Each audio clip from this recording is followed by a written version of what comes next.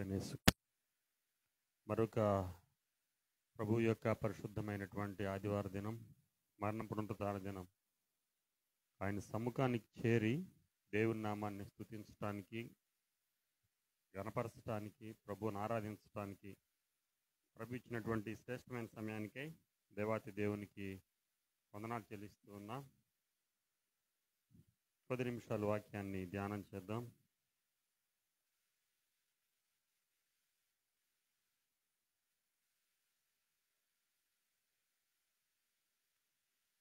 పరిశుద్ధ గ్రంథంలో నుంచి యోబు గ్రంథం చదువుదాం. యోబు గ్రంథం 12వ అధ్యాయం.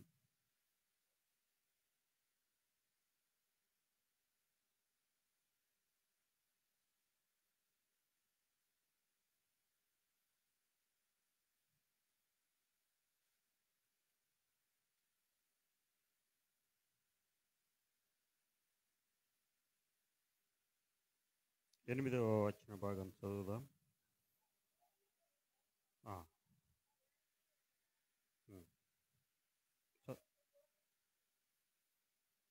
చదువమ్మా, చదువు.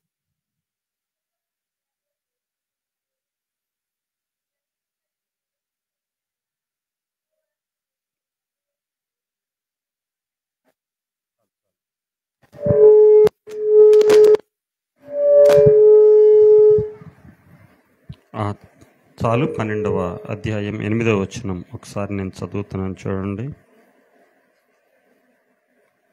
యోబు గ్రంథం 12వ అధ్యాయము 8వ వచన భాగం. భూమిని గూర్చి ధ్యానించిన ఎడల అది నీకు బోధించును, సముద్రములోని చేపలను నీకు దాన్ని వివరించును. చిన్న ప్రార్థన చేద్దాం. దయగలిగిన స్వామి, మీకు వందనాలు. మీ మరణ పునరుత్థాన దినం మీ పాదాల చెంత చేరి మీ నామాన్ని స్తుతించి, ఘనపరిచి, ఆరాధించి, మీ నామాన్ని మహింపరిచి శ్రేష్టమైన సమయాన్ని ఇచ్చారు. ఇంతవరకు మీరు జరిగించినటువంటి ఆరాధనకే మీకు స్తోత్రం చెల్లిస్తున్నాం. మీ వాక్య ధ్యానంలో సహాయం చేయండి. మీ సన్నిధి తోడుగా ఉంచండి.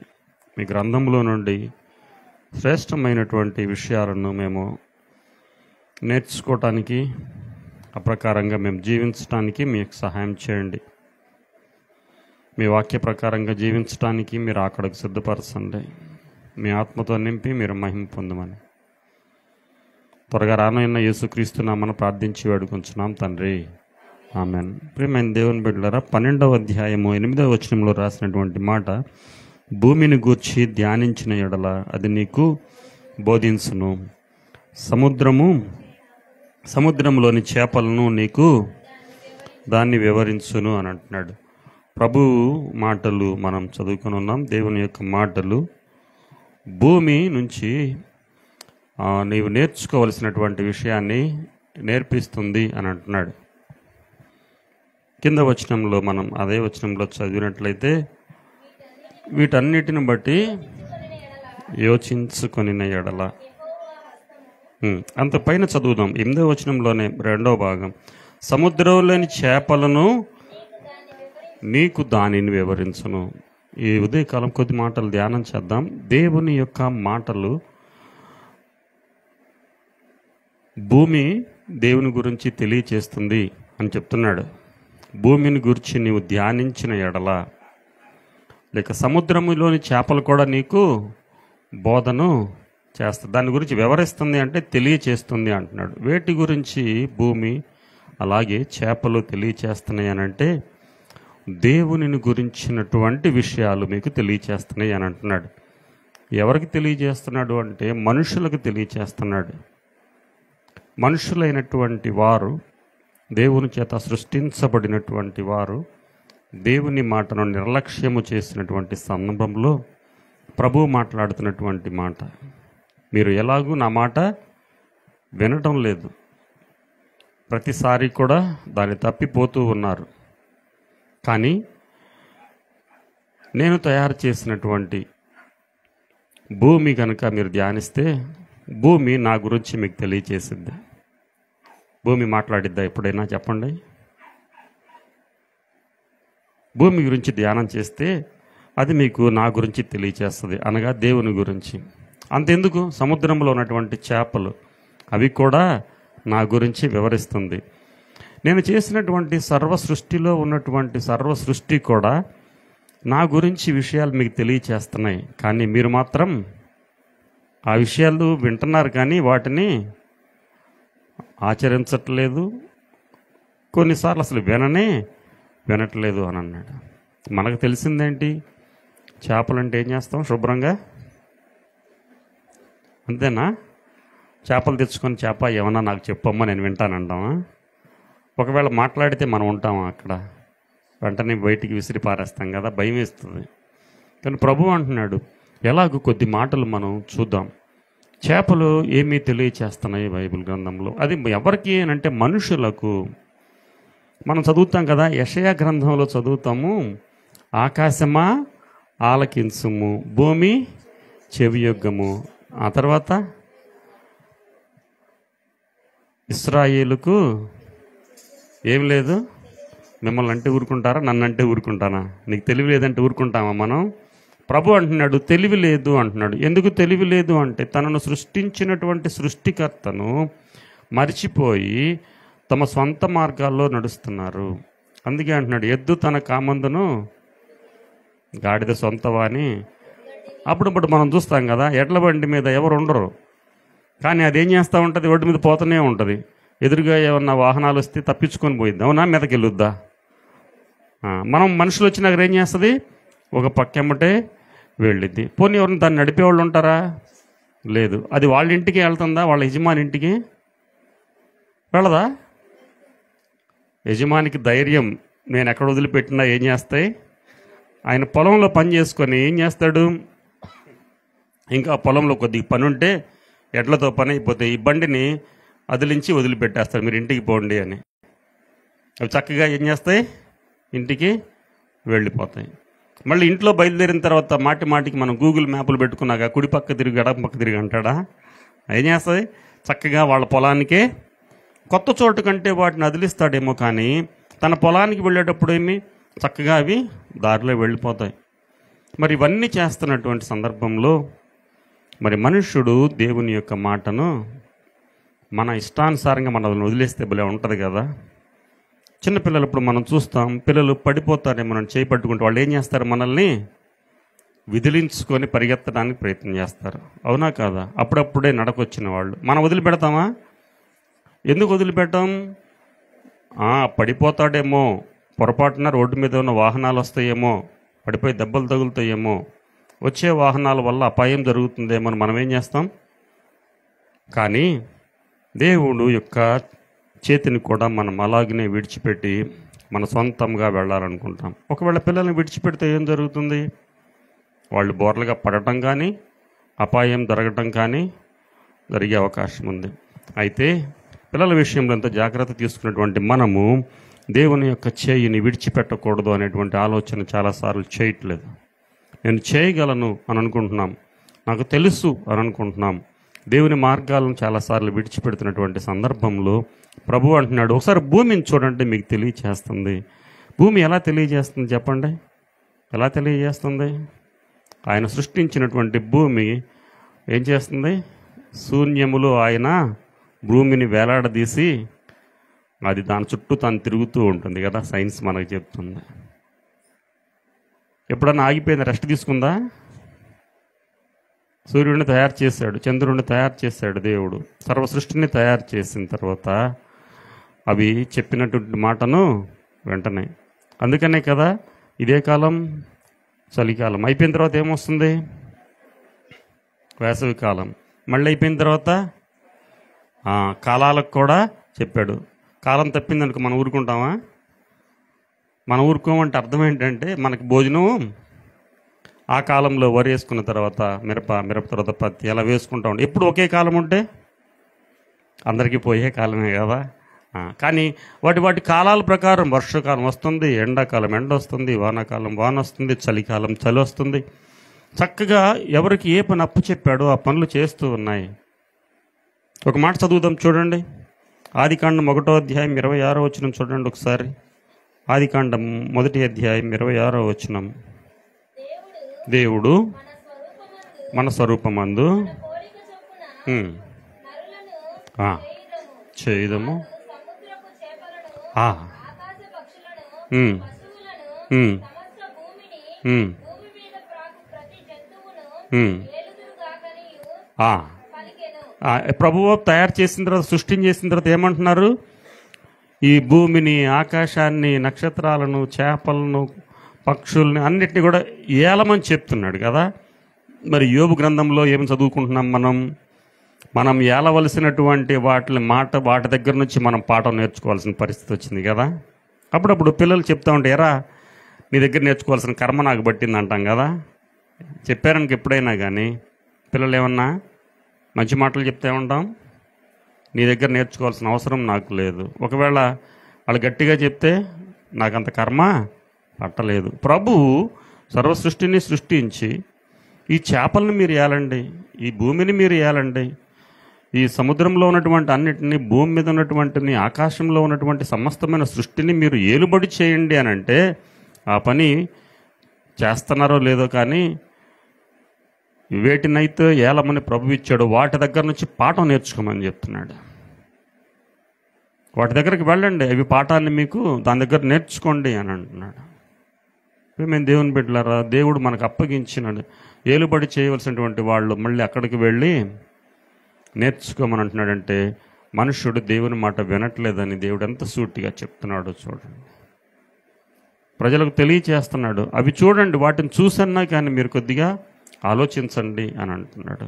ఇంకొక వచనం చదువుదాం చూడండి. 9వ అధ్యాయము ఆదికాండము 2వ వచనం కూడా ఒకసారి చదవండి. 9వ అధ్యాయం 2వ వచనంలో కూడా ఒక మాట చదువు. మీ బెదురును, అడవి జంతువులన్నిటినీ, ఆకాశ పక్షులన్నిటికీ, నేల మీద ప్రాకు ప్రతి పురుగులకును, సముద్రపు చేపలన్నిటికీ కలుగును. మనల్ని చూస్తే ఏమవుతాయి? వీటన్నిటికి ఏం కలగాలి? భయం కలగాలి. వాటికి కలుగుతుందా లేదా? మనల్ని చూడగానే కుక్కల మీదకి వెళ్తున్నాయా, మనం మీదకి వెళ్తున్నామా? వాటిని చూసి మనమై భయపడుతున్నాం కదా, అవునా కదా? రాత్రి అయిందంటే మన ఊర్లోనే వెళ్ళాలంటే, మన వీధిలో వెళ్ళాలంటేనే అవి గుంపులు గుంపులుగా వస్తాయి. ప్రభు ఏమంటున్నాడంటే వీటన్నిటికీ నిన్ను చూస్తే భయం వేయాలి అని అంటున్నాడు. కానీ ఇప్పుడు ఏమైపోయింది? వాటిని చూస్తేనే మనకి అంటే ఏమర్థమవుతుంది? అవి దేవుని మాట వినుంటున్నాయి, మనం వినట్లేదు. చేపలను చూస్తే నువ్వు భయపడాల్సినటువంటి చేపల దగ్గరికి వెళ్ళి నేర్చుకోమని అంటున్నాడు దేవుడు. మనల్ని చూస్తే చేపలకు భయమా కాదా చెప్పండి? భయమే. ఎందుకంటే కనపడితే కోసుకొని కూరండి వేసుకొని తినేస్తాం కదా, కొద్దిగా పులుసు, కొద్దిగా ఫ్రై. మేము దేవుని బిడ్డలారా, ప్రభు అంటున్న మాట వీటన్నిటిని ఏలమని చెప్పినటువంటి ఏ ప్రకృతినైతే చెప్పాడో, ఏమైతే తాను సృజించాడో వాటన్నిటిని ఏలమని చెప్పినటువంటి ప్రభువు యోబు గారి ద్వారా తెలియచేస్తున్నాడు. ఇప్పుడు అక్కడికి వెళ్ళి మీరు అక్కడ నేర్చుకోండి. భూమిని చూస్తే అది మీకు అర్థమవుతుంది. నేను వస్తూ ఉంటే అక్కడ చక్కగా వరి నారు పేగుతున్నారు కదా. మళ్ళీ 3 నెలల్లో మళ్ళీ మనకి పంట వస్తుంది. మళ్ళీ అయిపోయినాక ఎండాకాలం వస్తుంది. మళ్ళీ ఎండాకాలం అయినాక వర్షాకాలం మొదలగు మళ్ళీ ఇంకొక పంట. ఏ సమయంలో ఆ పని చేస్తుంది భూమి. ఇక అంతకంటే మనం ఏం నేర్చుకోవాలి చెప్పండి? మన చుట్టూ ఉన్నటువంటి విషయాలు మనం గమనిస్తే. కనుక దేవుడు చేపల యొద్దకు వెళ్ళి నీవు చూసినట్టయితే అవి నీకు వివరిస్తాయి అని అంటున్నాడు. ఏమిటో కొద్ది మాటలు మనం చూద్దాం. బైబిల్ మనందరికి బాగా తెలిసినటువంటి మాటలు చదువుదాం చూడండి. మత్తయి సువార్త 14వ అధ్యాయము 17వ వచనంలో మనందరికి బాగా తెలిసినటువంటి మాట. మత్తయి సువార్త 14వ అధ్యాయము 17వ వచనం.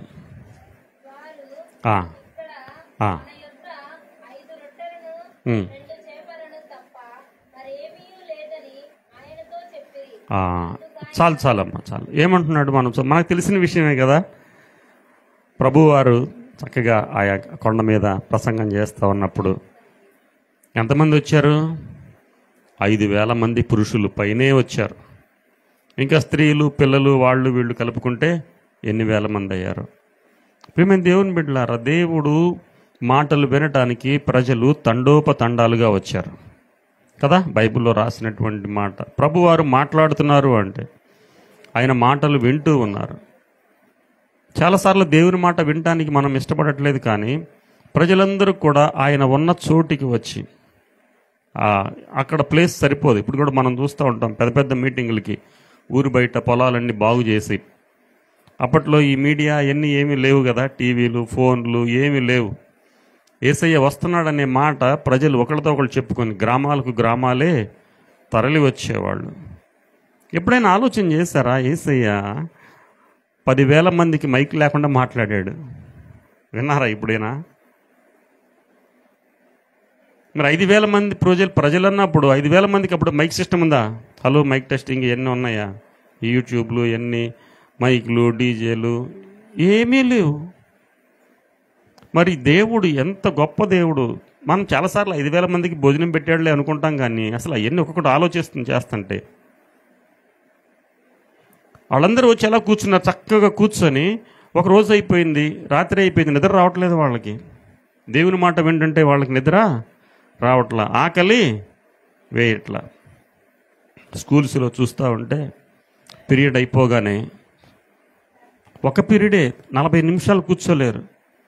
అవుట్ బిల్ కొడతారంటే చాలా అర్జెంట్, ఎన్నిసార్లు చెప్పినా వెరీ అర్జెంట్, 1.5 అవర్ కూర్చోలేరు. ఎంత దారుణమైనటువంటి విషయం అంటే ఏమిటంటే, నిజంగా వాష్రూమ్కి వెళ్ళటానికి కాదు, అక్కడ కూర్చొని అటు చెప్పే మాట వినటానికి మనస్సు లేక, ఒక పీరియడ్ అయిపోయినాక ఇంకోసారి వచ్చేలోపు మధ్యలో వెళ్ళాలి, రిలాక్స్ అయిపోవాలట. ఎంత దారుణమైన పరిస్థితుల్లో ఉన్నాం ప్రియమైన దేవుని బిడ్డలారా. అలాగున ఒకరోజు 2 రోజులు 3 రోజులైనా లేవట్లేదంట. మనం ఉంటామా? కొద్దిసేపు కూర్చోగానే బాస్పట్టలు వేస్తాం, ఒక కాలు వెనక్కేసి ఒక కాలు ముందుకేసి. ఇప్పుడు ఇంకా మనకు వెసులుబాటు ఎక్కువ అయిపోయింది, కాళ్ళు చాపుకొని కూర్చుంటున్నాం ప్రసంగం చేసేవాళ్ళు ముందు. చాపుకొద్దని నేనేం చెప్పనులే, అది మీ ఇష్టంలే. కానీ స్కూల్లో కూడా అంతే, ఏంట్రా కాళ్ళు నొప్పులు వచ్చేస్తున్నాయి సార్ మాకు, ఎంతసేపు కూర్చోమంటారు? ఓహో, దేవుని దగ్గర కూర్చున్నప్పుడు దేవుని మాటలు వింటున్నప్పుడు వాళ్ళు నిద్రాహారాలు మానేశారు. అప్పుడు శిష్యులు అంటున్నారు, అయ్యా ఏంటి వాళ్ళందరినీ పిలిచారు మీరు, మరి వాళ్ళ భోజనం సంగతి. ఇప్పుడు మీరు వచ్చేటప్పుడు చాలామంది మనం ప్రయాణం చేస్తుంటే, అప్పుడప్పుడు నేను ప్రయాణం చేస్తూ ఉంటాను, ఇప్పుడు కేవలం తినటానికే ట్రైన్ ఎక్కారేమో అనిపించుద్ది నాకు, కేవలం నిద్రపోవటానికే ఎక్కారేమో అనిపించుద్ది. దొంతరలు వేసుకొని రకరకాల తినుబండారాలు వేసుకొని ఇంట్లో కూర్చున్నట్టు రౌండ్గా తినటం తప్పేమీ కాదు, కానీ దానికోసమే వచ్చినట్టుగా దేవుని మాటలు వింటుంటే వాళ్ళకి నిద్రాహారాలు మానేసినప్పుడు శిష్యులు అంటున్నారు, అయ్యా మరి ఏంటి వాళ్ళకి భోజనాలు పెడదామా అంటే, అంతమందికి కొండ మీదకి భోజనాలు కావాలంటే ఎలా చెప్పండి? మనకి పండక్కి ఎప్పుడైనా ఫంక్షన్ చేసుకుంటా 100 మందికి భోజనాలు చేయాలంటే ఏం వండాలి, ఎన్ని కూరలు వండాలి, ఏం చేయాలి, వాళ్ళు అవన్నీ తీసుకొని రావాలి, అవన్నీ కట్ చేసేవాళ్ళు ఎవరు, వండేవాళ్ళు ఎవరు, మళ్ళీ వండేవాళ్ళు మళ్ళీ ప్రార్థనకు రారు, మళ్ళీ ఇంటికి రెడీ చేయొచ్చులో ప్రార్థన అయిపోతుంది కదా. ఇన్ని రకాల సమస్యలు ఉన్నాయి, ఇవన్నీ కొండెక్కించాలి మళ్ళీ పైకి. ఆయన అంటున్నాడు, వీళ్ళందరికీ భోజనం పెట్టండి ప్రభువారు అంటుంటే వాళ్ళు అంటున్నారు, ప్రభువా ఏంటి పరిస్థితి, ఎంతమంది? మగోళ్ళే 5,000 మంది ఉన్నారు ప్రభువా, 5,000 మందికి భోజనాలు అంటే ఎలా చెప్పండి? ఎంతమంది వండుతూ ఉండాలా, ఎంతమంది చేస్తూ ఉండాలా? ఆ సమయంలో ప్రభు అంటున్నాడు, ఏమన్నా ఉన్నాయంటే ఏమున్నాయి? వాళ్ళమ్మ మంచిది పాపం పంపించింది. మీ పిల్లలు కూడా ఎప్పుడన్నా స్కూల్కి వెళ్ళేటప్పుడు, లేకపోతే ఎక్స్కర్షన్కి వెళ్ళినప్పుడు, టూర్కి వెళ్ళినప్పుడు ఏమన్నా ఇస్తారా? ఏం అక్కర్లా. ఏమండే వెళ్ళేటప్పుడు ఒక 2 కురుకురే ప్యాకెట్లను 2 బోర్బన్ చాక్లెట్లు కొనిచ్చేయండి సాలెడ్కి, అంతేనా? ఒకవేళ ఇంట్లో ఏమైనా చక్రాలు అలాంటివి చేసినా కానీ, చీ మమ్మీ ఎవడు తింటాడు అవన్నీ, మా ఫ్రెండ్స్ అందరూ కూడా చిరాకు పడతారు. ఒక 2 కురుకురే 50-50 బోర్బన్, ఆ చాక్లెట్లు ఇచ్చా, ఇంకా మధ్యలో విసురు పుడితే సెంటర్ ఫ్రెష్ కదా. అది స్కూల్లో అలవాటు అయిపోయింది. వాళ్ళ అమ్మ మంచి పని చేసింది, పిల్లవాడు కదా చిన్న పిల్లవాడు 5 రొట్టెలు 2 చేపలు ఇచ్చిందంట. ఇచ్చినప్పుడు పిల్లవాడు ఏం చేస్తున్నాడు? ఎలాగని తినేసాడా? మనకు ఇంట్లో తెచ్చి పెడితే ఉదారం అంటాం కదా, ఈ ప్రాంతంలో ఏమంటారో నాకు తెలియదు, కానీ ఏం చేస్తారు, దానికి వెళ్ళే చూస్తూ ఉంటారు. అది దాన్ని టేస్ట్ చేయాలి. ఐస్ క్రీమ్ తెచ్చి ఇంట్లో పెట్టండి, ముందు అంతన్నా వేసిస్తే కానీ అప్పుడు తర్వాత దాని సంగతి చూడాలా, తర్వాత తింది కానీ ముందు అది పెట్టు. ప్రియమైన దేవుని బిడ్డలారా, పిల్లవాడు కూడా 3 రోజులు అయినప్పటికీ కూడా అవి తినాలనేటువంటి ఆలోచన లేదు. దాని ఉద్దేశం ఏమిటంటే, దేవుని మాట మీద తన మనస్సును పెట్టుకున్నాడు. ప్రభువారు ఏం చెప్తున్నారా అని. అది తినేసి ఖాళీ చేసుకోలేదు, ఖాళీ చేసి డబ్బా అక్కడ పడేయలేదు. మరి కొంతమంది ఉంటారు, రీసెస్కి వెళ్ళినప్పుడు ఆ డబ్బాలు కూడా ఓపెన్ చేసి తినే రకాలు కొంతమంది ఉన్నారు. మళ్ళీ ఏం తెలియనట్టు పెట్టేసేసే రకాలు కూడా ఉన్నారు. అలా ఎవరు లేరు. పక్కనున్న పిల్లలు కూడా ఎవరు తీయలేదు. పిల్లోడి అందరూ చక్కగా దేవుని యొక్క మాట వింటున్నాడు. ఆ సమయంలో వాళ్ళు అన్న మాట, ప్రభువా 5 రొట్టెలు 2 చేపలే ఉన్నాయి. అది కూడా ఎవరి దగ్గర చిన్న పిల్లలు. మనం ఏమంటాం అంటే జనరల్ చుప్పనాది బుద్ధి అంటాం కదా. ఇస్తారా? 2 చాక్లెట్లు చేతిలో ఉన్నా ఇస్తారా మనకోటి? ఇచ్చినా కానీ ఏదో ప్రేమ ఉండి ఇచ్చినా కానీ అన్యమనస్కంగా మొహం అంతా ఒక లాగబెట్టి తప్పనిసరి ఇస్తారు. కానీ మనస్ఫూర్తిగా వాళ్ళు తిన్నా తినకపోయినా మాకే కావాలి అనుకుంటారు. ఆ పిల్లవాడు వెంటనే ప్రభువారు అడిగిన వెంటనే శిష్యులు వెళ్ళి అది అడిగిన వెంటనే ఆ పిల్లవాడు ఇచ్చాడు. ఎందుకు అనంటే దేవుని మాటలు వింటున్నాడు. ఆ మధ్యకాలంలో టీవీలో ఒక యాడ్ వచ్చేది. వాళ్ళ నాన్నగారిని అంటాడు, షేర్ చేసుకోవటం మీ అమ్మ నేర్పలేదా? నీకు ఇచ్చిన దాన్ని తినేటప్పుడు పక్కనోడికి పెట్టాలని తెలియదా అని అడుగుతాడు వాళ్ళ నాన్నే. మరి వీటికి ఎవడు నేర్పాడు? ఆ స్కూల్లో నేర్పారు, నీకున్నదాన్ని ఇంకొకరితో పంచుకొని తినమని. ప్రియమైన దేవుని బిడ్డలారా, ఆ సమయంలో ప్రభువారి చేతిలోకి వెళ్ళినటువంటి ఎన్ని రొట్టెలు? 2 రొట్టెలు 5 చేపలేగా. ఎవరు మాట్లాడలేదు కదా, అంటే మీరేం వినట్లేదనేగా. ఎన్ని రొట్టెలు 2 చేపలు? ఇది తెలియని వాళ్ళు ఎవరన్నా ఉంటారా చెప్పండి? చిన్నప్పటి నుంచి వింటానే 5 రొట్టెలు 2 చిన్న చేపలు. మళ్ళీ మీరు అనుకుంటారు చేపలు అంటే యోనాను మింగిన పెద్ద చేప అనుకుంటారని చెప్పేసి 2 చిన్న చేపలు. పిల్లోడు కదా వేసినప్పుడు ప్రభువారి చేతిలోకి వెళ్ళినప్పుడు దేవుడు వాటిని ఆశీర్వదించాడు. యేసు ప్రభువారిని వాటిని పట్టుకొని, మీకు తెలుసు మనందరికి తెలిసిన మాటలే, వాటిని ఎత్తుకొని తండ్రికి కృతజ్ఞతాస్తుతులు చెల్లించి విరిచి ఇప్పుడు మీరు పంచి పెట్టమన్నారు. ఇప్పుడు మనందరికి ఎన్ని చేపలు 2 రొట్టెలు కావాలి? ఒక 20 మంది ఉన్నాం కాబట్టి కనీసం 20 చేపలు 20 రొట్టెలన్నీ కావాలిగా. ఒక 2 చేపలు అక్కడ పెట్టేసి మనం తిందామంటే ఏమనుకుంటారు? ఎవడ ముక్కులో పెడతావా స్వామి అది? అదేదో నువ్వే తిన, మా ఇంట్లో మేము వండుకున్నాం కదా. శిష్యులు అంటున్నారు, ప్రభు ఎలా సరిపోతాయి? పర్వాలేదు మీరు పెట్టండి. ప్రభు వారు ఆశీర్వదించినప్పుడు ఇప్పుడు మీరు పంచి పెట్టమన్నప్పుడు శిష్యులు తీస్తూ ఉంటే, అబ్బా అలా ఉంటే బాగుండు కదా. ఈరోజు పొద్దున్నే కూరగాయల మార్కెట్ పోవడం, కొనుక్కోవడం, బియ్యం అయిపోకుండా తేవడం, ఉప్పు పప్పు తేవడం, కుండలోంచి తీస్తూ ఉంటే వస్తూ ఉంటే ప్రశాంతంగా ఉంటుంది కదా. తీస్తున్నారు, వస్తున్నారు, తింటున్నారు. మగవాళ్ళందరూ కూర్చున్నారు లైన్లో, ఆడవాళ్ళు కూర్చున్నారు, చిన్నపిల్లలు కూర్చున్నారు, అందరికి తిన్నారు. తినిన తర్వాత ఇంకా మిగిలినాయి అంట. ఎన్ని చేపలు? దేవుని చేతిలో పడిన తరువాత అది ఆశీర్వాదం పొందుతుంది అన్న విషయం గుర్తు చేసుకుందాం. నీకున్నది చిన్నదే కావచ్చు, నాకున్నది చిన్నదే కావచ్చు, అది ప్రభు చేతిలో పడితే ఆ విషయం మనకు తెలిసిన ముందుకెళ్ళిన తర్వాత అక్కడ రాసినటువంటి మాట, అందరూ తిని తృప్తి పొందారా లేదా? అందరూ తిని, మనం ఎప్పుడైనా భోజనాలకు వెళ్ళినప్పుడు చివరిలో కొద్దిగా సాంబార్ తగ్గింది అనుకోండి, ఊరికే కొద్దిగా పెరుగు తగ్గింది అనుకోండి, ఏం పెట్టారులే భోజనాలు ఏమంట, అప్పటికి పాపం 200 మంది తినేసి ఉంటారు. చివరిలో వెళ్ళాం కాబట్టి ఏదో కొద్దిగా పెరుగు, కొద్దిగా సాంబారు, లేకపోతే ఏం పెట్టారు? నీకు ఎంత ఖాళీ? కొద్దిగా ఖాళీ ఉంది, పెరుగుకే ఖాళీ ఉంది, అయినప్పటికీ ఏమంటాం మనం? ఏం పెట్టారు? అసలు ఎవరు పెట్టమన్నారు? అది దేవుని బిడ్డలారా, దేవుడు ప్రభు ఉన్న చోట యేసు ప్రభు ఆశీర్వదించిన తరువాత ఆ రొట్టెలు, ఆ చేపలు ఆశీర్వదించబడి తిని తృప్తి పొందారు వాళ్ళు. తృప్తిగా అమ్మయ్య. ఇది విచిత్రంగా అనిపించడం లేదా? ఇందులో 2-3 మాటల మీద దృష్టికి తీసుకొస్తాను. దేవుని చేతిలో చేపలు ఆహారముగా తన ప్రజలకు వినియోగపడినాయి. దేవుని సముఖంలో, దేవుని సన్నిధిలో, దేవుని సంఘములో మనము దేవునికి ఏ విధంగా వినియోగపడుతున్నామో ఆలోచన చేయండి. కుటుంబాల్లో అంటూ ఉంటాం, నీ వల్ల ఉపయోగం లేనే, నువ్వు ఉన్నా ఒకటే, మీరు చెప్పలే, నేను పోయినా ఒకటే, నువ్వు చచ్చినోడితో సమానం రా అని అంటాం. మనం వింటూ ఉంటాం, మనం అనవలే. కానీ కోపం వచ్చినప్పుడు, వాళ్ళు చేసే పనులు అలా ఉన్నప్పుడు ఇంట్లో ఉంటే ఏం చేయాలి? ఉపయోగపడాలా లేదా? ఉపయోగం అయితే ఏం చేయాలా? చెత్తబొట్టులో పడే, అంతేనా? పడేస్తున్నా పడేయట్లేదా? ఒకసారి మీరు పిడుగురాళ్ళు వచ్చి చూడండి, ఏ సందులో పోయిన ట్రాక్టర్లు నిండా ఉంటుంది. మరి ఎక్కడి నుంచి వస్తుందో నాకు అర్థం కాదు. ప్రతిరోజు పాపం వాళ్ళు తీయలేక, నేను మా సార్ బండి మీద వస్తుంటే కొద్దిసేపు ట్రాక్టర్ వెనకాల వెళ్ళాం. ఆ సారు కర్చీఫ్ పెట్టుకొని, సార్ మనం 2 నిమిషాలు ట్రాక్టర్ వెనకాల వెళ్ళలేకపోతున్నాం, వాళ్ళు ట్రాక్టర్లు కూర్చొని ఎలా చేస్తున్నారు సార్ అని అన్నాడు. ఎక్కడి నుంచి వస్తుంది? ఒక్క రోజు రాకపోతే మన ఇంటి పరిస్థితి అర్థం చేసుకోండి. టన్నులు వస్తుంది కదా చెత్త. ప్రియమైన దేవుని బిడ్డలారా, ప్రభువు మాట్లాడుతున్న మాట ఉన్నప్పుడు ఉపయోగపడాలి. చేపలు ఉన్నాయి, ఎంతమందికి ఉపయోగపడినాయి? సుమారు 15,000 అనుకుందాం. మగవాళ్ళకి సమానంగా ఆడవాళ్ళు వచ్చుంటారు. గట్టిగా మాట్లాడితే ఏం చెప్పాలా? సంఘాల్లో మగవాళ్ళు 5 ఉంటే ఆడవాళ్ళు 50 మంది ఉంటారు కదా, అంతేగా. ఇప్పుడు ఆ లెక్క వేసుకుంటే ఎంతమంది ఉంటారు చెప్పండి? 20,000 మంది పైనే ఉంటారు కదా. ఎక్కడైనా ఏ సంఘంలో అయినా సహజమేది. కానీ దేవుని యొక్క సముఖములో చేపలు మనకు నేర్పించేది ఏంటంటే, నీవు వినియోగపడు, నువ్వు ఆహారమవు అని అంటున్నాడు. దైవజనుడు అంటున్నాడు, తుప్పు పట్టకుండా ఉండాలి, అరిగిపోయినా పర్లేదు కానీ తుప్పు పట్టకూడదు అని అంటున్నాడు. వస్తువు ఏమవ్వాలి?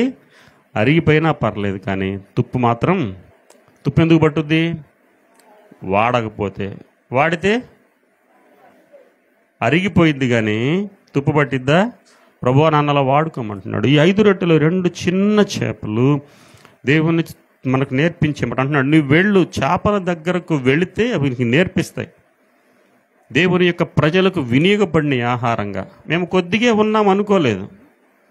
ఒక పిల్లవాడికి అంతే కదా, వాళ్ళ అమ్మ ఏమనుకుంటుంది, 5 రొట్టెలు అంటే మనకిలాగా ఇంత పెద్ద పెద్ద బన్ రొట్టెలు ఏమి ఎవరు కదా, చిన్న రొట్టెలు. అంతకుముందు మేము చిన్నప్పుడు ఉండే పావులాకి రౌండ్గా ఉండే, గుర్తుందా? మీకేం గుర్తుంటుంది? పెద్దవాళ్ళకి గుర్తుంటుంది, చిన్నవాళ్ళకి గుర్తుండదు. నాన్ రొట్టె అనేవాళ్ళు. ఇప్పటికీ వస్తున్నాయి, సైజు మారలేదు అది తర్వాత ₹10 అయింది అది. అలా చిన్న రొట్టెలు 2 చిన్న చేపలు ఫ్రై చేసి ఇచ్చింది అనుకుంటా బహుశా కదా. 3 రోజులు అయినా పాడైపోలేదంటే అర్థం ఏంటి? ఇంకా ఫ్రై చేసేసి చక్కగా నిప్పుల మీద గాల్చి ఇచ్చి ఉంటుంది. సరే, మన పాఠంలోకి వస్తే ప్రభు అంటున్న మాట ఏమిటంటే, చేపల దగ్గరికి వెళ్ళి నేర్పిస్తున్నాడంటే నీవు వినియోగపడు అని అంటున్నాడు. ఎవరికి వినియోగపడాలి? ఊళ్ళో వాళ్ళందరికీ. ఇంట్లో అప్పుడప్పుడు అంటూ ఉంటారు ఆడవాళ్ళు, నువ్వు అందరికి ఉపయోగపడుతున్నావు కానీ నాకు మాత్రమే. ఎవరిని అంటారు? ఎవరున్నారు ఇక? ఓడగొట్టిన నాగలాగా భర్తే కదా. అందరికీ ఊర్లో మంచి పేరుంది, వాళ్ళకు ఉపయోగపడతావు, వీళ్ళకి ఉపయోగపడతావు, ఇంట్లో మాత్రం నాకు మాత్రం నీ వల్ల ఏం ఉపయోగం? ప్రభు అంటున్న మాట, ప్రియమైన దేవుని బిడ్డలారా, చేపల దగ్గరికి వెళ్ళండి, అవి మీకు బోధిస్తాయి. చిన్న చేపలు దేనికి వస్తాయి? చిన్న పిల్లవాడికి ఆహారం అనుకుంటే ప్రభు సముఖంలో, ప్రభు చేతిలో పడి అవి ఆశీర్వదించబడి అవి ఆహారముగా. అందుకే యోబు గ్రంథంలో ఆయన అంటున్నాడు, ఏలవలసినటువంటి చేపల దగ్గర మనం నేర్చుకోవాల్సి వస్తుంది. అర్థమైందా? ఎప్పుడైనా దేవుని మనల్ని సృష్టించింది ఎందుకు అంటే, చేపకు అర్థమైంది నన్ను ఎందుకు సృష్టించాడని. అనుకున్నా ఏమి ఎప్పుడన్నా, ఎందుకు నా బతుకు అనుకున్నా ఏమో నాకు తెలియదు కానీ ఏమైంది? దేవుని మాటలు విన్నటువంటి ప్రజలందరికీ ఆశీర్వాదంగా మారి ఆహారంగా ఎలాగూ తిని తృప్తి పొందారట వాళ్ళందరూ కూడా. కదా, తృప్తిగా ఉన్న వాళ్ళు ఏం చేస్తారు? మధ్యాహ్నం మళ్ళీ రాత్రికి ఆహారం, ఇక చాలరా బాబు, మరి రాత్రి కూడా నేను తినలేను. కనుక ప్రభు చెప్తున్న మాట ఉపయోగపడదమ్మా. కుటుంబాల్లో ఉపయోగంగా ఉండాలి, సంఘాల్లో ఉపయోగకరంగా ఉండాలి, దేవుని చేతిలో ఉపయోగకరంగా మనం ఉండాలి. అందుకే నిన్ను నన్ను తయారు చేసింది దేవుడు. చేపలను తయారు చేసింది ఎందుకు అనంటే, ఆ 2 చేపలను పుట్టించినప్పుడు అనుకుంటున్నాడు ప్రభు, ఆహా ఈ 2 చేపలు, ఈ 2 చిన్ని చేపల వల్ల ఎంతమంది? సుమారుగా 10,000 మంది పైనే ఆహారంగా కాబోతున్నాను. నువ్వు అనుకోవచ్చు, నేను చిన్నోడిని, నేను చిన్నదాన్ని, నేను ఒక్కడిని. కాదు, ప్రభు మనల్ని ఒక్కడిని ఒక ప్రత్యేకమైన ఉద్దేశంతో తయారు చేశారు. చేపల దగ్గరికి వెళ్ళండి, నేర్చుకోండి అని అంటున్నాడు. ఏం నేర్పిస్తుంది మొదటి చేప మనకి అనంటే, ఏమవుదాం? దేవుని చేతిలో సాధనాలుగా, ఆహారముగా ఉపయోగపడదాం. దేవుని చేతిలో ఆహారం అంటే చేపలాగా తినేయటం అని కాదు, దేవుని పనికి వినియోగపడదాం అని అంటున్నాడు. సంఘములో వినియోగపడదాం, దేవుని పరిచర్యలో దేవుని పాత్రగా వినియోగపడదాం. మనం దేవుడు ఉపయోగించేటువంటి పాత్రలుగా ఉపయోగపడదాం. ఆడవాళ్ళకి స్టీల్ సామాన్లు అంటే భలే ఇష్టం ఉంటుంది. బంగారం తర్వాత నెక్స్ట్ ఇంపార్టెంట్ ఏంటి? అది ఉపయోగపడినాయి పడకపోయినాయి కొనేసి పైన లైన్లో పెట్టేసుకుంటారు. అది వాడే పని లేదు, సంవత్సరంకి ఒకసారి కింద దిగుతాయి. శుభ్రం కడిగి మళ్ళీ పొరపాటు తీమన్నాం అనుకో, ఎందుకులే ఉన్న వాటిని వాడుకు, మరి కొందెందుకు వాటిని? ఇలా ఉండాలి వారసత్వంగా. కింద పడి సొట్టబడిందా దేనికి పనికిరాదు. మళ్ళీ రూపాయన్న వచ్చుద్దా? కొండన్న పగిలితే మంగళం చేసుకొని ఎండి మిరపకాయలు లేపుకుంటాం, దానివల్ల ఏమైనా ఉపయోగం ఉంటుందా? ఏమీ ప్రయోజనం లేదు. అవి మాత్రం నేను చాలాసార్లు చూస్తూ ఉంటాను. ఇప్పుడు ట్రెండ్ మారిందిలే, కానీ ఒకప్పుడు ఇంట్లోకి వెళ్తే ఇంకా వరుసనే లెక్క పెట్టుకుంటావు, ఒక రకరకాల షేప్స్. అది అప్పుడు కొనానండి, ఇది ఇప్పుడు కొనాను. వాడేవా? అబ్బే నేను వాడను. మరి నెక్స్ట్ తరానికి ఇస్తావా? బంగారం ఏమన్నా ఇవ్వడానికి నెక్స్ట్ తరానికి? అరిగిపోయినా పర్వాలేదు కానీ తుప్పుపడొద్దు. కనుక ప్రియమైన దేవుని బిడ్డలారా, చేపల దగ్గరికి వెళ్ళి నేర్చుకోమని యోబు గారి ద్వారా ప్రభు మాట్లాడుతున్న మాట ఉపయోగపడదామా? ఆహారం అవుదామా? దేవుని ప్రజలకు ఆహారం అవుదామా? ఆహారం అంటే వండుకొని తినేటువంటి ఆత్మీయమైనటువంటి ఆహారముగా, దాని రుచి చూచి అపూపము వలె ఉంది అని అంటున్నాడు. మన్నా యొక్క టేస్ట్ చూసినప్పుడు అప్పుడప్పుడు తేనె అమ్మే వాళ్ళు వస్తారు కదా, మీ అందరూ బాగా తెలుసు, మంచిదేదో చెడ్డదేదో. ఏం చేస్తారు? ఒక అరగిద్ద నోట్లో పోసుకుంటారా ఏంటి కదా, ఒక చొక్క ఇక్కడ వేసుకొని 4 చివర పెట్టి ఇది ఒరిజినల్ మీ అంత ఇండికేటర్స్ ఎవరు ఉండరు, ఇండికేటర్స్ అని టెస్ట్ చేసేయి అనమాట కదా. ఇది మంచిది, ఇది కొండ తేనె, ఇది పుట్ట తేనె.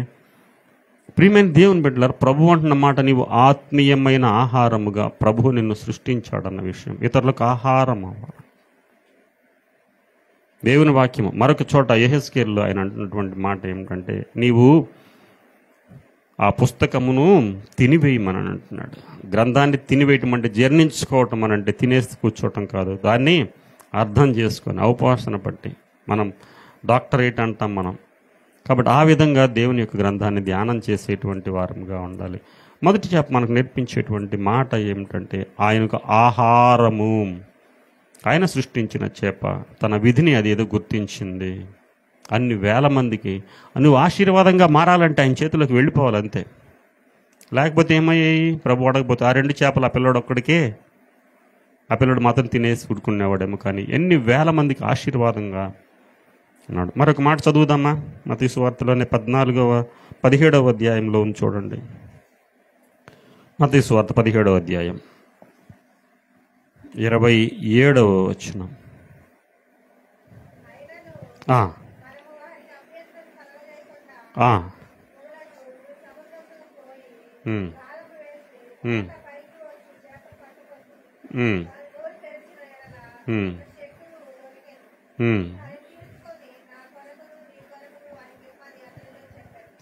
ఇక్కడ మరి రెండవ చేప మనం చూస్తున్నాం. ఇక్కడ రెండో చేప అంటే మీకు తెలుసా ఫస్ట్ పుట్టిందా సెకండ్ పుట్టిందా అని కాదు, రెండో విషయం చూస్తున్నామని. అంతేగాని చేపలు ఎప్పుడు పుట్టినాయో నేనేం లెక్క పెట్టలేదు. అప్పుడెప్పుడు ఆది కారణంలో దేవుడు సృష్టించాడు.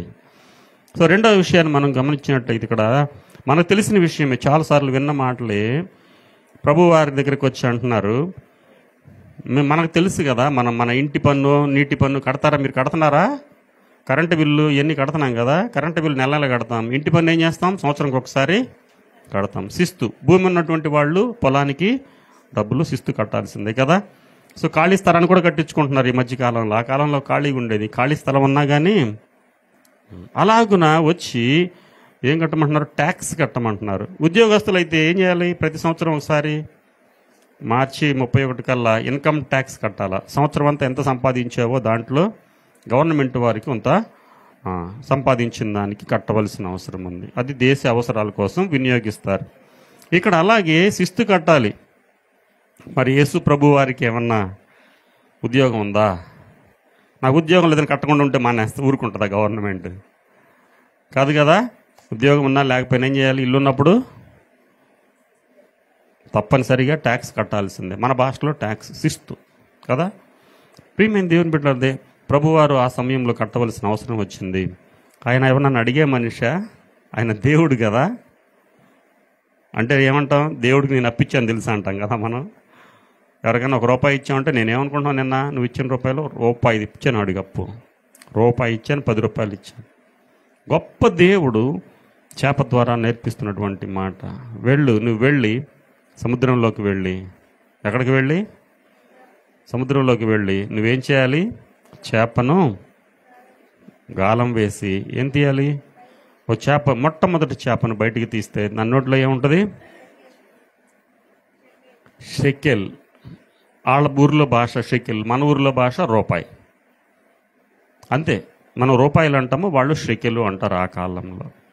కనుక కట్టవలసింది ఎంత? అరషెకెలే. 2 మనుషులు కట్టాలి కాబట్టి నువ్వు వెళ్ళి షెకెల్ దొరికిద్ది నీకు, దాన్ని తీసుకొని రమ్మన్నాడు. రెండో చేప మనకి ఏం నేర్పిస్తుంది అని అంటే, చేప డబ్బులు మింగిద్దా ఎప్పుడైనా? మీరు ఎప్పుడైనా చేపలు తెచ్చుకున్నప్పుడు పొరపాటునే దాన్ని కట్ చేసినప్పుడు లోపల ఎంత బంగారం ఉంటుందా ఎప్పుడైనా? పోనీ వజ్రాలు ఏమన్నా ఎప్పుడన్నా నాకు 100 రూపాయలు దొరికినాయా లోపల? పోనీ 5 రూపాయలు బెళ్ళన్నా దొరికిందా? ఏముంటుంది? ఆ పేగులైనా అసలు చూస్తాం, మనం చూడం కదా. కట్ చేసి లోపల ఉన్న డైజెస్టివ్ సిస్టమ్, పేగులన్నీ కూడా బయటికి లాగేస్తాం, చూస్తామా? వాసన కదా. కానీ ఆయన అంటున్నటువంటి మాట, మీరు ఓపెన్ చేసి చూస్తే, నోరు తీసి చూస్తే దాని లోపల ఒక షెకెల్ ఉంటుంది అని అంటున్నాడు. దాన్ని శిస్తు కట్టండి అని అంటున్నాడు. రెండో చేప దేవుని కోసం తన నోటిలో నోట్లో ఏమన్నా ఉందనుకోండి, మాట్లాడటం ఈజీగా ఉంటుందా? రెండోది, నోట్లో ఏమన్నా ఉంటే ఆహారం తినడానికి అవకాశం ఉండిద్దా? ఇంతలో రాయి నోట్లో పెట్టేసుకొని ఉన్నాం అనుకో, అన్నం ముందు పెడితే ఏం చేయాలా? రాయి తీస్తేనే తినగలం. కాబట్టి నోట్లో ఏమైనా ఉంటే మనం తినడానికి అవకాశము లేదు. మూడోది, ఒకవేళ పొరపాటున మింగితే ఏంటి పరిస్థితి? అంతే కదా. కాబట్టి చాలా జాగ్రత్తగా ఉండాలి. ఇప్పుడు చేప పరిస్థితి చూడండి, నోటిలో షెకెల్ పెట్టుకుంది. అది దేవుని కోసం, దేవుడు చెప్పిన పని కోసం ఉపవాసం ఉన్నట్టే కదా. ఉందా లేదా? మింగితే పొట్టలోకి వెళ్ళిపోయిద్ది. దానికి ఆపరేషన్ ఎవడు చేస్తారు చెప్పండి? కాబట్టి మింగితే లేదు. దేవుడు వచ్చి వాళ్ళు వల వేయమన్నాడు, చెప్పాడు అని చెప్పడు. నువ్వు షెకెల్ దగ్గర పెట్టుకోమన్నప్పుడు పెట్టేసుకుంది అంతే నోట్లో. ప్రభువా నాకు ఆకలి అవుతుంది ప్రభువా నేను మింగేస్తానేమో ప్రభువా. దేవుని దగ్గర చాలాసార్లు మనం రకరకాల ప్రశ్నలు అడుగుతూ ఉంటాం. అలా కాదు, ఇలా కాదు, దేవుడు చెప్పిన దాన్ని వినడానికి ఇష్టపడం. దానికి ఎన్నో కారణాలు చెప్తూ ఉంటాం. కానీ ఇక్కడ చేప ఏం చేస్తుందంటే షెకెల్ను నోట్లో పెట్టుకొని ఉంది. ఆ షెకెల్ దేనికి ఉపయోగపడిందంటే దేవుని యొక్క పని కోసం వినియోగపడింది, కానుకగా వినియోగపడింది. ఇందాక ఎలా ఉపయోగపడింది? ఆహారముగా వినియోగపడింది. ఇప్పుడు ఏం చేస్తుంది? దేవునికి ఇవ్వాల్సినటువంటి కానుక. చిన్నప్పుడు మాకు ఇప్పుడు రూపాయలు వచ్చినాయిలే, అయినా కానీ మనం కానుక పెట్టి కదిలిస్తే సౌండ్ వస్తూ ఉంటుంది. ఇంకా సౌండ్ వచ్చేలాగా వేస్తున్నారేమో నాకు తెలియదు. కానీ చిన్నప్పుడు మేము వేసినప్పుడు అప్పుడు 5 పైసలు, నాకు పైసలు తెలియదు కానీ 5 పైసల నుంచి తెలుసు. ఓ పావులను 10 రూపాయలు ఇచ్చేవాళ్ళు. దాంట్లో వేయగానే టంగమని వచ్చేది. 30 ఏళ్ల క్రితం కూడా టంగమని, ఇప్పుడు కూడా టంగమంటే ఏమన్నా న్యాయంగా ఉంటుందా చెప్పండి?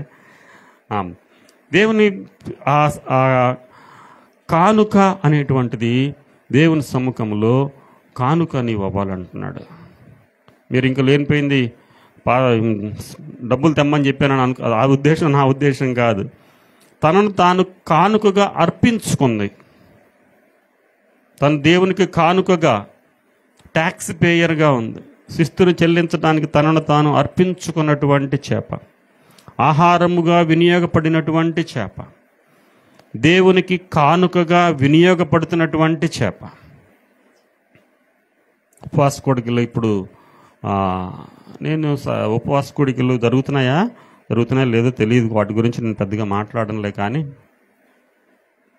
అన్ని ప్రహాసనాలు అయిపోతూ ఉన్నాయి నెమ్మదిగా. సరే, అలాంటి వాటి జోలికి కాదు. కానీ ఈ చేప దేవునికి కానుకగా వినియోగపడటానికి తను సిద్ధపరచుకుంది తనను తాను. కనుక నీవు నేను దేవుని సముఖములో మనల్ని మనం కానుకగా, క్రిస్మస్ సందేశాలు అదే మనం విన్నాం.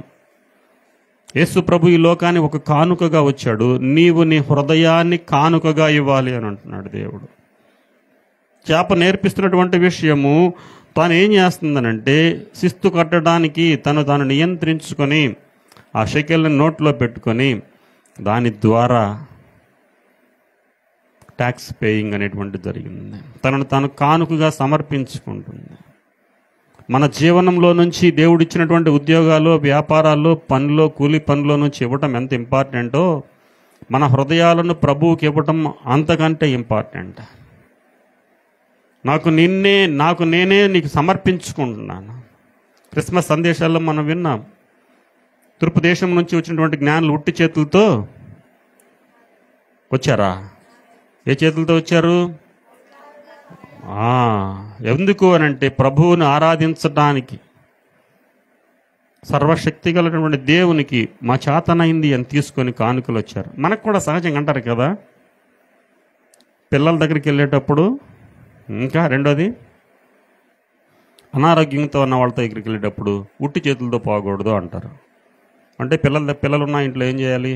ఓ చాక్లెట్, బిస్కెట్. ఇప్పుడంటే చాక్లెట్లు, బిస్కెట్లు లేవు. మేము చిన్నప్పుడు తప్పనిసరిగా ఒక అరటిపళ్ళేగా అప్పుడు. ఇంకేమైనా ఉన్నాయా? మేము చిన్నప్పుడు ఏంటి? అరటిపళ్ళు, జాంపళ్ళు. ఇప్పుడు ఉన్నాయి కానీ ఎవరు తీసుకోవట్లా. ఈ గొడవని తేడపడతాం. బాలాజీ స్వీట్కి వెళ్ళి ఒక అరకేజీ స్వీట్, అరకేజీ హాట్ తీసుకుంటే అయిపోయా కదా. యాపిల్స్ కొందాము, ఆ టైపు లేదు. ఆ పిల్లలు చాక్లెట్లు అంటే ఇష్టపడుతున్నారు. ఫ్రూట్స్ తినరండి మా పిల్లలు. గొప్ప, చాలా గొప్ప. ఏంటంటారంట? చిన్నప్పుడే పుచ్చిపళ్ళు వచ్చేటువంటి మాత్రం తింటారు. మేము దేవుని బిడ్డలు చూడండి, తను కానుకగా అర్పించుకుంది. జ్ఞానులు కానుకలు అర్పించారు. ఈ చేప తనను తాను యేసు ప్రభువుకి కానుకగా, ఒక ట్యాక్స్ పేయర్గా, ఒక షెకెల్ను తన నోట్లో ఉంచుకొని దేవునికి ఉపయోగపడినటువంటి చేప. ప్రభు అంటున్నాడు, ఉపయోగపడుతున్నామా మనం? అప్పుడప్పుడు వింటా ఉంటాను నేను. ఒక సంవత్సరానికి మనం ఎన్ని బియ్యం తింటున్నాం తెలుసా మీకు? మనకేం తెలుసు? అయిపోగానే బియ్యం అయినట్టు అని తెచ్చేస్తాడు. అంతవరకే కదా. 2 రోజుల ముందు చెప్తాం కదా, ఇంక 2 రోజులకే ఉన్నాయి, అయిపోయినాయి అన్నప్పుడు తెచ్చేస్తాడు. తెచ్చేవాడికే కదా తెలుసు. కానీ ఎన్ని బియ్యం అని లెక్కేసారు ఎప్పుడైనా కానీ? అవన్నీ చెప్తే మనం అన్నం తినలేము. ఇంకా అమ్మో ఇన్ని తింటున్నామో మనం అనుకుంటాం మనం. సరే, మంచిది. కనుక దేవునికి అర్పించేటువంటి కానుకగా నీవు ఉండాలి అని అంటున్నాడు. ఒకటి, మన జీవనంలో నుంచి తీసుకొని వచ్చే కానుక. రెండవది, మనల్ని మనమే కానుకగా ఇవ్వాలి. మనం కానుకగా ఇచ్చామనుకోండి, దాని మీద మనకు హక్కు ఉంటుందా? నీవు దేవునికి కానుకగా ఉంటే నీ మీద నీకు హక్కు లేదు. నేను దేవునికి కానుకగా నేను సమర్పించుకుంటే నా మీద నాకు హక్కు ఉండదు. ఇందులో మనం కానుకలు వేస్తాము, అందులో తీసి ఆ 100 నాకు ఇచ్చేయండి అంటామా? ఇక నీకు హక్కు లేదు. అది ఏం చేస్తారో మనకు అనవసరమైన విషయం. అది ఎవరికి ఇచ్చాం? ప్రభువుకి ఇచ్చాం. అలాగే ప్రభువు నిన్ను నీవు అర్పించుకుంటే, నన్ను నేను అర్పించుకుంటే, మనల్ని మనం సమర్పించుకుంటే మన మీద మనకు హక్కు లేదు అంటే అర్థం ఏంటంటే మన ఇష్టానుసారంగా ప్రవర్తించడానికి అవకాశం లేదు. అది దాని యొక్క ఉద్దేశం. ప్రభు కానుకగా ఉన్నటువంటి నీవు మనం అర్పించిన తరువాత ఇక మనకు సంబంధం లేదు. ప్రభు ఎలా నడవమన్నాడు అలాగనే నడవాలి, ఎలా చేయమన్నాడు అలాగుననే చేయాలి అని అంటున్నాడు. మరొక మాట చదువుదాం చూడండి. లూకాసు వార్త 5వ అధ్యాయము 4-9 చదవండి ఒకసారి. 2వ చేప ఏం చేస్తుంది? ఏం నేర్పిస్తుంది అని అంటే కానుకగా దేవునికి ఉపయోగపడేటువంటి రీతిగా ఉపయోగపడుతుంది. లూకాసు వార్త 5వ అధ్యాయము 4వ వచనం నుంచి 9వ వచనం. వాని కాళ్ళకును చేతులకును సంకెళ్ళు వేసి బంధించినను వాడు ఆ చేతి సంకెళ్ళు తెంపి కాలి సంకెళ్ళను ఉత్తరీయులుగా చేసి. లూకాసు వార్తేనమ్మా? అదేనా?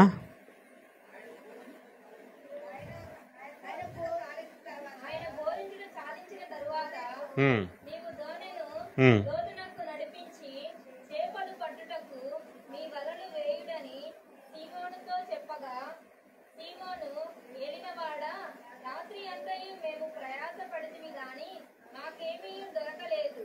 అయినను నీ మాట చొప్పున వలలు వేదునని ఆయనతో చెప్పెను. ఆయన మాట చొప్పున దేవుడు చేయమన్న పని చేసినప్పుడు విస్తారమైనటువంటి చేపలు పడ్డాయి. కింద వచనాలు మనం 9 చదువుకుంటూ వెళితే మనకు తెలుస్తుంది. విస్తారమైన చేపలు పడినాయి. ఇంకా కింద ఏం రాయబడి ఉంది అని అంటే వలలు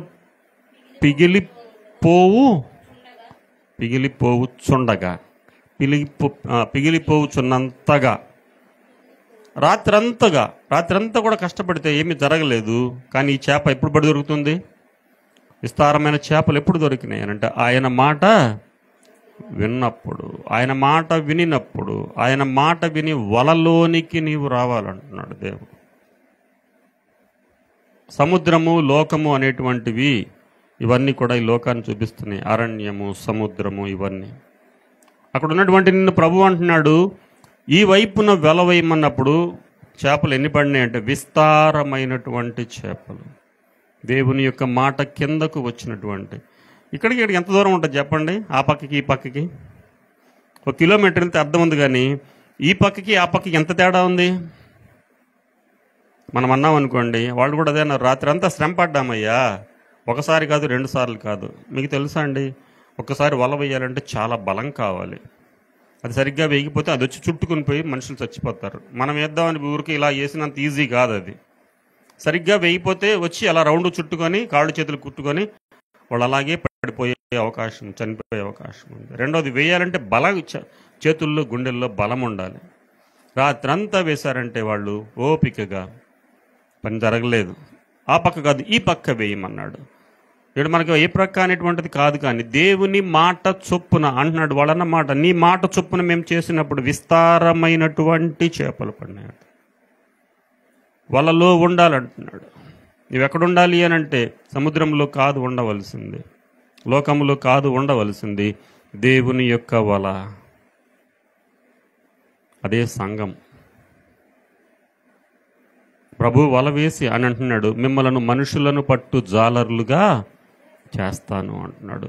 వలలో ఉంటే సంతోషంగా ఉంటుందా, బాధగా ఉంటుందా? వలలో ఉన్న చేపలు ఎప్పుడన్నా చూసారా? ఏం చేస్తూ ఉంటే ప్రశాంతంగా ఉంటాయా? ఎప్పుడు బయట పడదామని చూస్తుంటాయి కదా. వాటిని జాగ్రత్తగా తీసి బుట్టలో వేసుకుంటాడు ఆయన కదా. అలా కాకుండా సముద్రం ఉన్నప్పుడు ఎలా ఉంటాయి? ప్రశాంతంగా ఈదుకుంటే వెళ్ళిపోతాయి. ఎప్పుడైతే వలలో పడ్డాయో, ఎప్పుడైతే సంఘంలోకి వచ్చామో గిజగిజలాడుతూ ఉంటాం, గిలగిలా కొట్టుకుంటూ ఉంటాం కదా. అది చేయొద్దు, ఇది చేయొద్దు, అట్లా చేయొద్దు, ఇట్లా చేయొద్దు. ఏందండి ఇవన్నీ కూడా? పెళ్ళి గట్ట చేయొద్దు, ఇళ్ళలోకి వెళ్ళి అలా చేయొద్దు, అవి చేయొద్దు, ఇది చేయొద్దు. మా పాస్టర్ గారు మరీ ఘోరం అండి, ఆయన దగ్గర అసలు ఉండలేము. వలలో ఉండటం మనకిష్టం లేదు, సంఘంలో ఉండటం మనకిష్టము.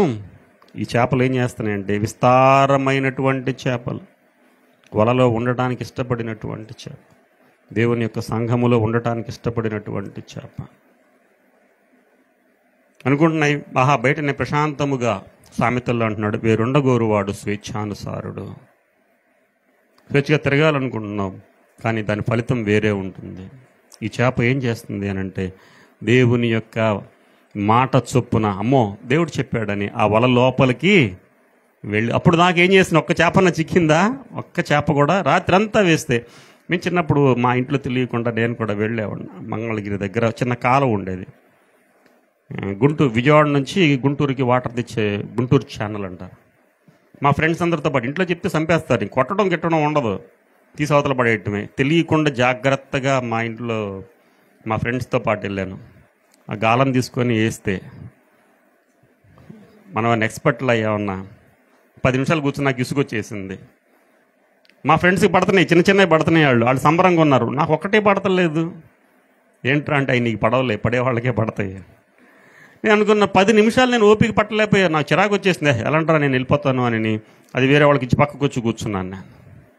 మరి రాత్రంతా ఎంత ఓపిక ఉందో వాళ్ళకి అర్థం చేసుకోనండి. ప్రియమైన దేవుని బిడ్డలారా, 3వ చేప నేర్పిస్తున్నటువంటి మాట ఏమిటంటే వలలో నీవు ఉండాలి. వల దాటి వెళ్ళటానికి ప్రయత్నం చేయొద్దు, గింజుకోవద్దు. ఆ వలలో ఉన్నటువంటి సురక్షితమైనటువంటి సంఘములో నీవు ఉండాలంటున్నాడు దేవుడు. చేప గింజుకొని గింజుకొని గింజుకొని ఏం చేస్తుంది? బయటికి వెళ్ళాలని ప్రయత్నం చేస్తే మీరు అనుకోవచ్చు అది ఏమవుతుంది, అక్కడ ఆహారముగా ఉపయోగపడింది. అవునా? మొదటి చేపను చూసినప్పుడు ఏమైంది? వలలో నుంచి వచ్చిన చేప వాళ్ళ అమ్మగారు చక్కగా ఫ్రై చేస్తే ఏమైపోయింది? ఆహారముగా ఎవరికి? సంఘములు, కుటుంబములు మేలుకరమైన దీవెనకరమైనటువంటి వాడుగా, దేవుని కోసం వినియోగపడేటువంటి విషయంగా ఉండాలి. కనుక ఇంకా మరిన్ని మాటలు ఉన్నాయి, కానీ ఇంతటితో ముగిద్దాం. 3 మాటలే మీ దృష్టికి తీసుకొచ్చాను. మొదటి మాట ఏం జ్ఞాపకం చేస్తున్నామనంటే, చేపల దగ్గరికి వెళ్ళి ఏం నేర్చుకోమంటున్నాడంటే దేవునికి ఉపయోగపడు. ఎవరికి ఉపయోగపడుతున్నావు? ఎవరికి? యేసు ప్రభు యొక్క చేతిలోకి నీవు రాగలిగితే నీవు ఆశీర్వదించబడతావు. అనేక మంది నీవు మేలుకరము. మీరు చదువుతారా సామెతల్లో? ఇప్పుడు కాదు, జనరల్గా ఆమె అనేకులకు మేలు చేయనే. కానీ 31వ అధ్యాయం కంఠస్థం లేదా మీకు? మీ గురించే రాసింది. అది రాకపోతే ఎట్లా? మీకు ఇంటికి వెళ్ళి చదవండి. లాస్ట్ అధ్యాయం, ఆఖరి అధ్యాయం, ఒక్కొక్క వచ్చిన మీ గురించి ఎంత బాగా రాయబడి ఉందో. కాబట్టి ఏమంటున్నాడు? ఆమె అనేకులకు పని కల్పించేదిగా ఉంది, భత్యము కలుగు చేయను, వేకుజామునే లేస్తుంది, అనేకులకు మేలుకరమైనటువంటి ఆమెగా ఉంటుంది అని అంటున్నాడు. కనుక అలాగున్న చేప దగ్గరికి ఏం నేర్చుకోవాలంటే, ప్రభు అన్న మొదటి మాట చూస్తున్నాం, అనేకులకు మేలుకరంగా, దీవెనకు ఆహారం, వాళ్ళకి ఆకలి తీర్చేదానికి, ఆత్మ సంబంధమైన ఆకలి తీర్చేదానికి, ప్రభు చేతులు ఆశీర్వదించబడేదానికి ఆహారముగా వినియోగపడాలి. 2వ చేప దగ్గర మనం చూసినప్పుడు అంటున్నాడు ఎలా ఉపయోగపడింది? కానుకగా ఉపయోగపడాలి. నీవు నేను దేవుని యొక్క కానుకలుగా వినియోగపడాలి అంటున్నాడు. మూడవది, వలలోనే నీవు ఉండాలి అన్నాడు. వల గురించి వేరే చోట వేరొక మాటలు రాయబడినాయి, కానీ ఇక్కడ రాసినటువంటి మాట, దేవుని మాట విన్నప్పుడు ఆ వలలోకి రావాలి. దేవుని మాట విన్నప్పుడు వాళ్ళు అంటారు, అయ్యా నీ మాట చొప్పునే రావాలని అంటున్నాడు. విస్తారమైన చేపలు పగిలినాయి, కానీ వల పిగిలిపోయేంతగా, పిగిలిపోవచ్చుండగా పిగిలిపోయేంతగా. మరొక చోట రాయబడింది యోహాను సువార్తలో, వల పిగిలిపోలేదు, విస్తారమైన చేపలు పడినప్పటికీ పిగిలిపోలేదు. కనుక దేవుని మాట ప్రకారంగా ఆయన సముఖంలో ఆయనకి ఇష్టమైన బిడ్డలుగా, అందుకే అంటున్నాడు, మనం చదివాం యోబు గ్రంథంలో మనం చూసినటువంటి మాట, చేపల యొద్దకు వెళ్ళిన ఎడల అవి నీకు వివరిస్తున్నాయి. కాబట్టి చేపల దగ్గరకు మనం వెళ్ళాల్సిన పని లేదు, కానీ దేవుని మాటలు మనం విందాం. దేవుని మాటలు విని, ఇదిగో ఆయన చూపించినటువంటి, ఆయన చేత సృజించబడినటువంటి చేపలు ఆయన మాటకు లోబడి, అవి కానుకగా ఉన్నాయి, ఆహారంగా ఉన్నాయి. ఆయన మాటకు లోబడినటువంటి రీతిగా మన జీవితాల్లో మనం ప్రభువుకి లోబడి జీవించడానికి, ఆయనకు ఆహారముగా, ఆయన కానుకగా మన జీవితాలు సమర్పించి ఆయన రాకడకు సిద్ధపడటానికి పరిశుద్ధాత్మ దేవుడు తన కృప మనందరికీ అనుగ్రహించునుగాక. తల్ల